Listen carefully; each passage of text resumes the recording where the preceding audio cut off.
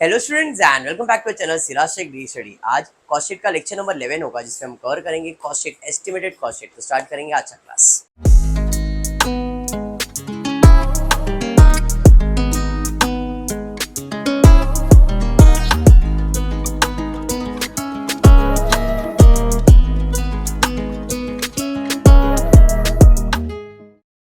चलिए स्टार्ट करेंगे। Kuldeep, in the previous class estimated cost sheet हमने स्टार्ट कर दिया था। एस्टिमेटेड का मतलब होता है एक ईयर को दूसरे ईयर के साथ कंपेयर करके कॉस्ट शीट प्रिपेयर करना। अब जैसे आपके सामने यहाँ पे जो दिख रहा है, ये जो अकाउंट है इसे फाइनेंशियल अकाउंट कहते हैं, और ऐसा जब आप लिखते हो तो इसे कॉस्ट अकाउंट कहते हैं। ये मैं इसलिए बता रहा हूँ क्योंकि जो अगला टॉपिक हम स्टार्ट करने वाले हैं वो रहेगा rectification of error, sorry reconciliation. Reconciliation के अंदर आपको ट्रेडिंग प्रॉफिट एंड लॉस दिया रहेगा, कॉस्ट शीट दिया रहेगा, और हमको रिकंसाइल करना है, रीचेक करना है कि भाई इधर भी मटेरियल का खर्चा है, इधर भी मटेरियल का खर्चा है, लेकिन इधर 80,000 है, इधर 75,000 है, मतलब इधर कुछ तो चेंजेस आया है। इसी को अपने को रिकंसाइल करना है, रीचेक करना है। रीचेकिंग के अंदर फाइनेंशियल अकाउंटिंग और कॉस्ट अकाउंट का इंफॉर्मेशन दिया जाएगा और अपने को उससे डिसाइड करके देखना है कितना प्रॉफिट कितना लॉस। मतलब ऐसा ट्रेडिंग अकाउंट जब बनता है तो फाइनेंशियल अकाउंटेंट बनाता है, और जब ऐसा अकाउंट बनता है तो वो कौन बनाता है? Cost accountant. दोनों सिमिलर होता है, बट फर्क ये होता है इसमें कॉस्ट रिलेटेड चीजें रिकॉर्ड की जाती है और इससे पूरा कंपनी का एक्सपेंस इनकम रिकॉर्ड किया जाता है। समझा मैंने क्या कहा? चलिए, अब वो सब दूसरे टॉपिक की बात आ गई, अब हमारे टॉपिक पे आ जाते हैं। हमको यहाँ पे ऑलरेडी एक फाइनेंशियल अकाउंट बना के दिया है 2013 का, और हमको यहाँ पे for the year 2014 estimated cost sheet का इंफॉर्मेशन दिया है। पहला काम करेंगे अपन कि इससे 2013 का कॉस्ट शीट प्रिपेयर कर लेंगे। इस डेटा से 2013 का मैं कॉस्ट शीट प्रिपेयर करूंगा और ऑन दिस बेसिस 2014 का क्या बनाएंगे? एस्टिमेशन। ठीक है, सबसे पहला मटेरियल ढूंढते हैं क्या? हाँ, रॉ मटेरियल दिया है, कितना है? 80,000।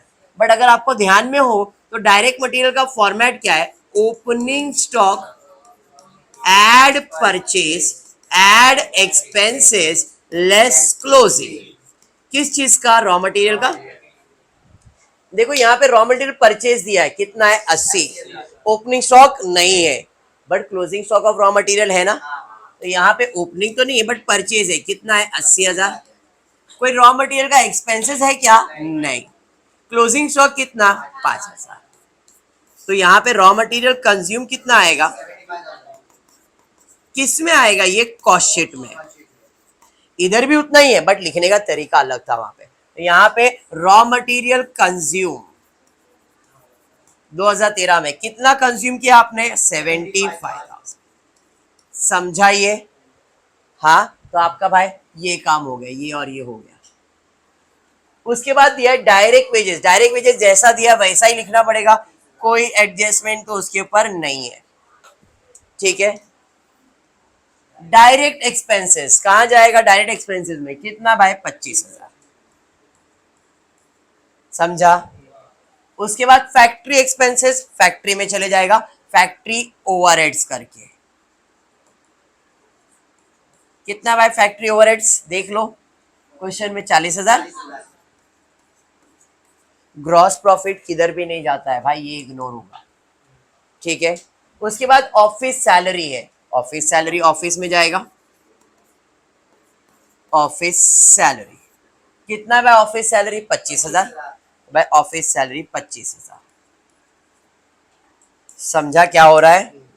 उसके बाद दिया है ऑफिस रेंट, कितना दिया है? 12,000। फिर उसके बाद सेलिंग एक्सपेंसेस, सेलिंग में चले जाएगा, यहां पे सेलिंग एक्सपेंसेस कितना है? 12,000। उसके बाद क्या है? Preliminary expenses. ये एक्सपेंसेस सिर्फ फाइनेंशियल अकाउंट में होता है। प्रिलिमिनरी एक्सपेंसेस जो है वो फाइनेंशियल एक्सपेंस है, उसका प्रोडक्ट से कोई लेन देन नहीं है। समझ में आया? उसके बाद है गुडविल रिटर्न ऑफ। गुडविल का अपने सामान के कॉस्ट से कोई रिलेटेड है क्या? नहीं। मतलब ये दोनों एक्सपेंसेस सिर्फ फाइनेंस में आता है, कॉस्ट शीट में नहीं आता है। बात समझा? क्रेडिट साइड पे जाएंगे, क्या दिया है? सेल्स। तो भाई इसका सेल्स मिल गया। कितना है भाई इसका सेल्स? 2,50,000। और यहाँ पे यूनिट्स भी दिया है साथ में, 2500 दिया है ना। ठीक है, क्लोजिंग स्टॉक ले लिया। डिविडेंड रिसीव्ड आएगा क्या? नहीं। डिस्काउंट रिसीव्ड नहीं। मतलब इतना ही आपका 2013 का इंफॉर्मेशन है। अब बात करता हूं यूनिट्स। पहले मैं यूनिट फाइंड कर रहा हूं। यहां से लेके कॉस्ट ऑफ गुड्स सोल्ड तक यूनिट सेम रहेगा। कितना रहेगा? 2500। कोई ओपनिंग क्लोजिंग बोला है क्या? मतलब ऊपर भी सेम आएगा 2500। अरे हाँ, अब यहां से लेके ऊपर तक सब यूनिट सेम हो जाएगा। कितना? 2500। ये बात समझ में आया? पक्का समझा है? ऐसा कोई जिसको ये नहीं समझा है?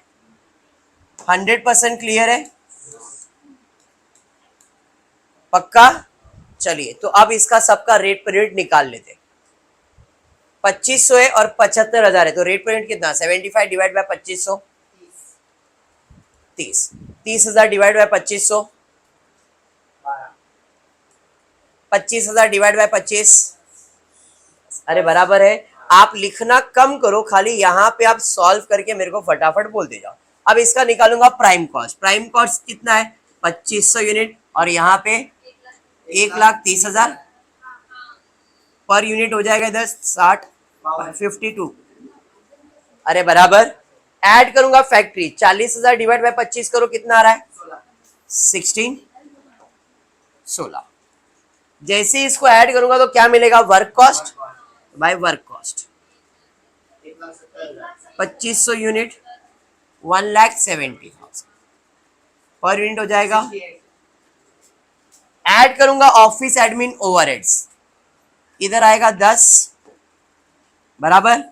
12,000 divide by 2500, 12,000 divide by 4.8। Add करेंगे तो मुझे मिलेगा सीओपी कितना? 2500 यूनिट। सॉरी, और एक लाइन है ना। 25 यूनिट कितना आ रहा है? 2,07,000,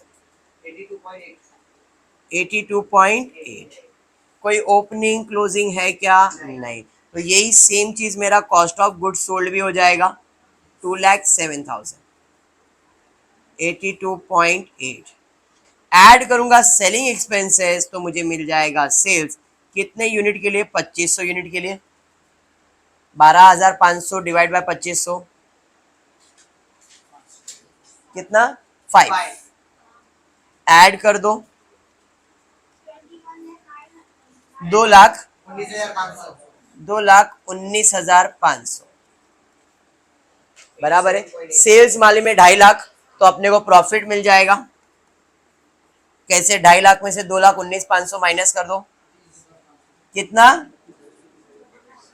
31,500, 30,500 डिवाइड बाय 2500 कर लो। इधर तो 100 है, यहाँ पे 12.2, यहाँ पे 87.8। ये मैंने बना दिया 2013 का कॉस्ट शीट। अब इसके बेसिस पे इंफॉर्मेशन दिया गया है और हम उससे एस्टिमेटेड कॉस्ट शीट प्रिपेयर करेंगे। कैसे? तो पहला चीज दिया है, unit produce and sold were rise by 20%। पिछले साल जितना यूनिट आपने प्रोड्यूस किया था, जितना आपने सेल्स किया था, वो 20% बढ़ेगा। मैंने प्रोड्यूस भी 2500 किया था, सेल भी 2500 किया था। अब कितना बढ़ेगा? 20% बढ़ेगा। तो भाई 2500 था, ऐड कर रहा हूं, कितना बढ़ाना है भाई इसके अंदर? 20%। तो 2500 का 20% कितना आएगा? 500 आएगा।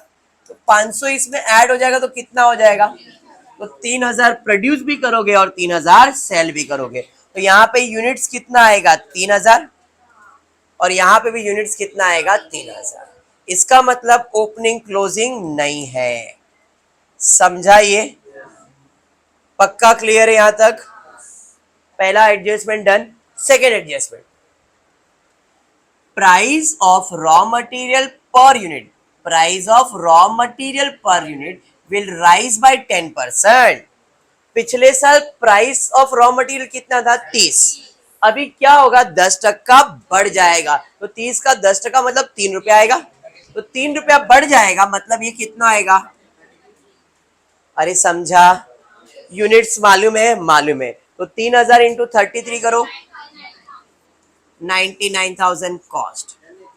अरे समझा, समझा, आगे direct wages per unit increase by 25%। Direct wages पहले कितना था, 12, अब कितना बढ़ेगा, 25%। 12 का 25% निकालो, 3 रुपया आ रहा है, तो 12 और 3 कितना हो गया, 15 रुपया।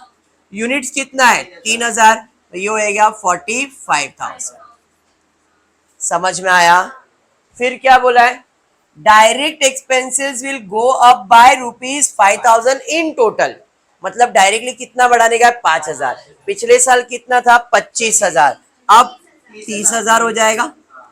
यूनिट्स तो सेम ही रहेगा, 3,000, ये हो गया 10। तो इससे मुझे क्या मिल जाएगा, प्राइम कॉस्ट।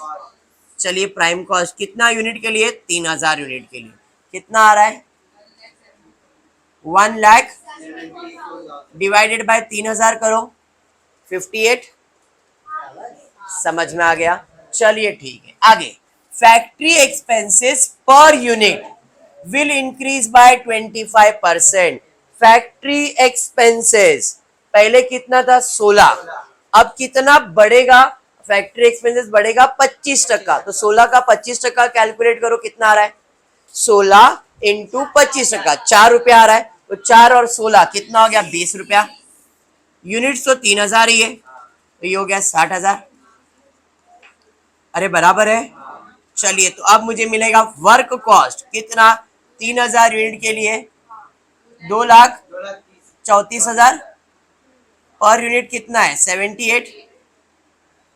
अरे बराबर है।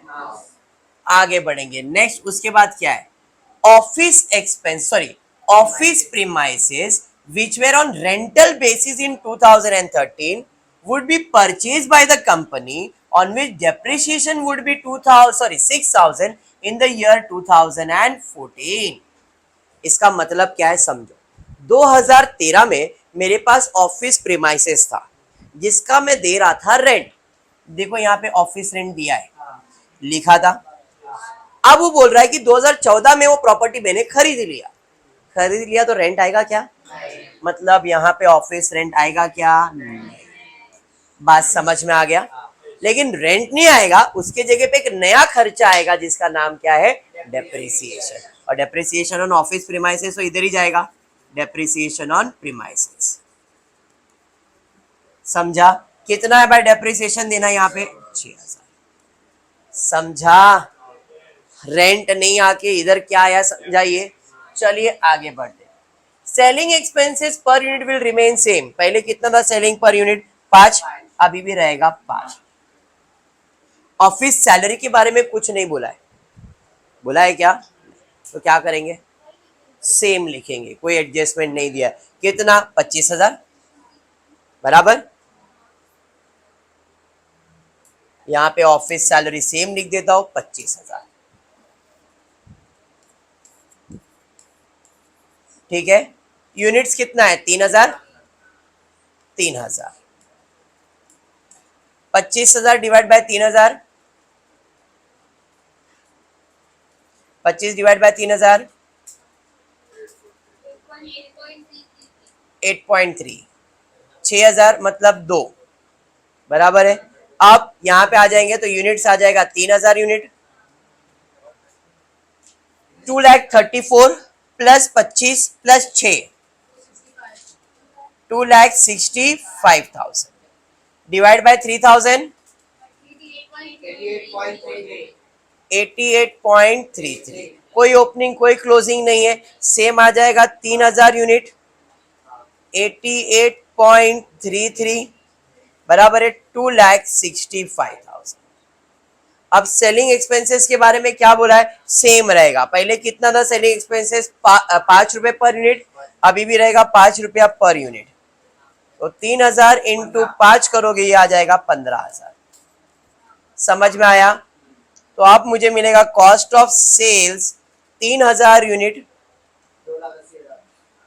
2,80,000 ये हो जाएगा 93.33। प्रॉफिट के बारे में कुछ बोला है क्या? You are required to prepare a statement showing estimated cost and profit for the year 2014 considering the company shall charge profit 20% on sales. बोला है ना, 2014 में कंपनी कितना चार्ज करेगा? 20% on sales. Cost plus profit equals to sales. Profit on sales बोला है तो sales को 100 लेने का, प्रॉफिट 20%, तो कॉस्ट कितना आएगा? और 80% वैल्यू मालूम है ना मेरे को कितना है? अगर 2,80,000 80% है तो 20% प्रॉफिट कितना? क्रॉस मल्टीप्लाई हो जाएगा कितना? 70,000। तो ये हो जाएगा 3.5 लाख। अरे समझा, यूनिट्स तो 3,000 ही रहेगा, 3,000 को 70 से डिवाइड करो, यहाँ पे 3.5 लाख को 3 कितना? 23.33 इधर आ जाएगा, 9 2 11, 116.66। समझा कॉस्ट शीट क्या था? एस्टिमेशन का मैं खत्म नहीं कर रहा हूँ, मैंने पहले ही बोला हम और 4-5 सम लेंगे एस्टिमेशन, फिर वाइंड अप करूंगा टॉपिक को। बट एस्टिमेशन कैसे निकलता है समझ में आया? Compare to big cost sheet ये छोटा है और फटफट हो जाता है, एक ही बार लिख के दोनों साल आप सॉल्व कर सकते हो। कुछ टीचर्स बोलेंगे नहीं 2013 अलग 2014, तो मेहनत का काम है, एक ही बार लिखो, दोनों का कॉलम बना दो। ठीक है, आज इतना ही करते हो। होपफुली वीडियो पसंद आया तो प्लीज वीडियो को लाइक कर देना, फ्रेंड्स ग्रुप में शेयर करना और चैनल को सब्सक्राइब करना। Thank you for watching the video.